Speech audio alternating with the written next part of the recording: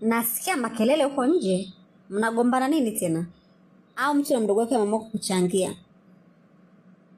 Mama, achana na wapumbavu bwana. Au ni washamba. Mama bado hujawazoea tu. Hamna, nataka nijue kuna nini. Yaani mama au bwana utawaweza? Ni binti yangu bwana, alikuwa anataka mayai na sausage. Napita hapo sebuleni nasikia wanamsema. Kinajifanya. Kijijini kilikuwa akili hivyo. Maneno chungu zima na mimi nimewapaka vizuri, sijawabakisha hata mmoja. Ndo alivyosema hivyo. Jamani, watu wanajisahau. Asawe wifi yako. Anasahau kwao kabisa. Yaani kule kwao ni milenda na dagaa. Amekuja kwa mwanangu, amekuta mayai, amekuta sausage, anajifanya anazijua. Akati kuwa anashindia viazi mwanzo mwisho. Yaani si ndio hapo mama? Na mimi nimewaambia sijabakisha hata kidogo. Yaani wanataka kuninyanyasia mwanangu. Haya. Umemwona huyo Luka? Sijamuona na hivi namkwepa. Maana hapa tulishaga tunaondoka. Na kiotuona kuna disputa kwaje. Mimi na sababu tena. Pressure yangu imeshanipanda, kisukari kimenipanda, naumwa. Siwezi kusafiria kati naumwa. Wewe nipo kwanza najisikilizia mpaka nipone. Upo. Na wewe akikuuliza mwambie hivyo hivyo, mama anaumwa. Kwa hiyo tunamuguza kwanza. Hapo mama umenena. Maana wewe mwanao alivyo na aibu. Yeye anaonekana kabisa hatutaki hapa, lakini sisi tutaganda kama kupe.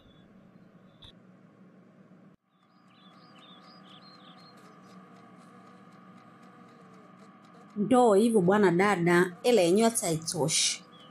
Mwambie tu shemeji niongeze jamani. Nikiniongeza hata 50,000.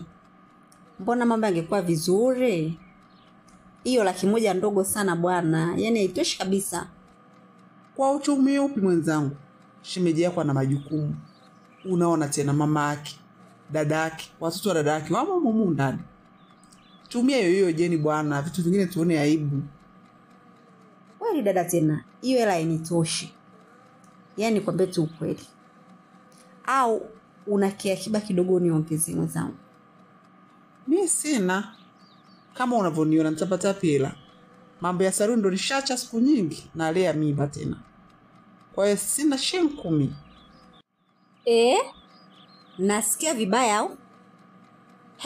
Yaani na maana kakaangu Luka akakupa wewe 100,000. Hata siamini. Jamani. Yaani siamini kabisa. Wewe umetoka wapi kama mvua za vuli?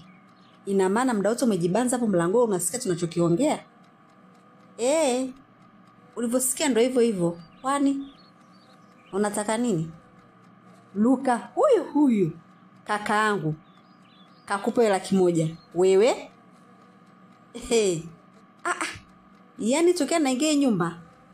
Yaani kama pesa kubwa Luka kunipa 10,000. Lakini wewe 100,000. Jamani, punguzeni basi uchawi. Punguzeni kuloga.